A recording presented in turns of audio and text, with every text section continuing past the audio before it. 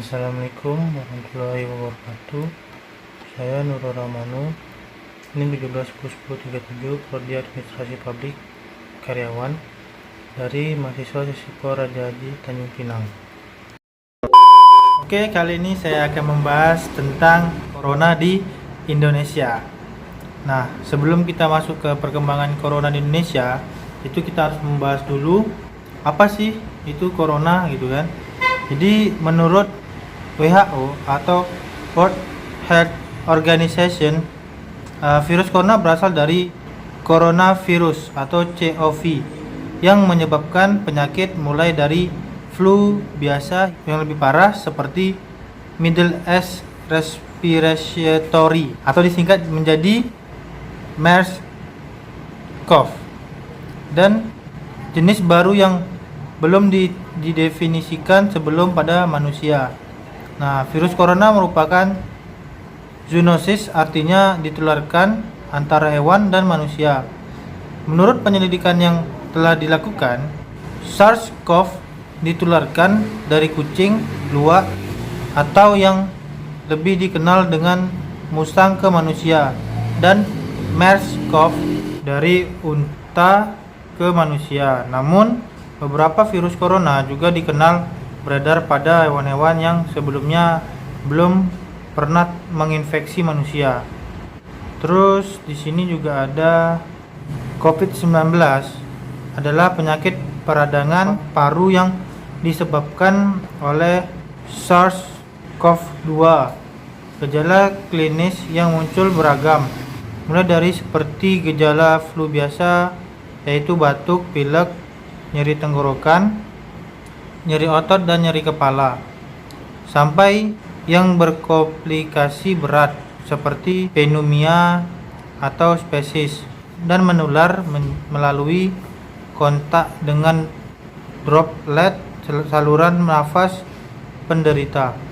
Droplet merupakan partikel kecil dari mulut penderita yang mengandung kuman penyakit yang dihasilkan pada saat bau, saat batuk, bersin, dan berbicara.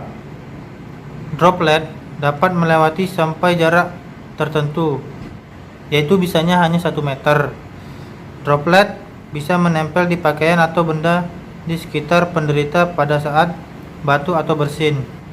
Oleh karena itu, orang yang sedang sakit diwajibkan untuk menggunakan masker untuk mencegah penyebaran droplet.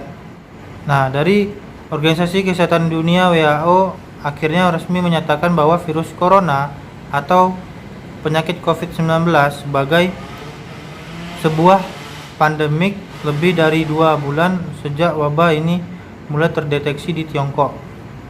Nah, deklarasi pandemik bertujuan untuk meningkatkan kewaspadaan global terhadap penyebaran suatu penyakit, tetapi juga bisa menimbulkan efek yang tidak diinginkan, yaitu kepanikan global. Dari website resmi WHO yang telah diupdate pada tanggal 28 Maret 2020 pada pukul 11:12 WIB, ada sekitar 5.012.701 kasus yang terkonfirmasi.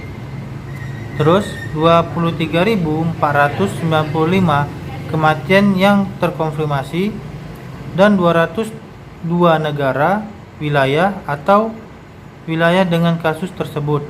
Sedangkan menurut website Satgas COVID-19 BNPB ada 1046 kasus yang telah terkonfirmasi, 913 pasien dalam perawatan atau sekitar 87,285% dari terkonfirmasi, 46 pasien yang sudah sembuh atau sekitar 4.398% dari terkonfirmasi, dan 87 pasien telah meninggal dunia atau sekitar 8,317% dari terkonfirmasi.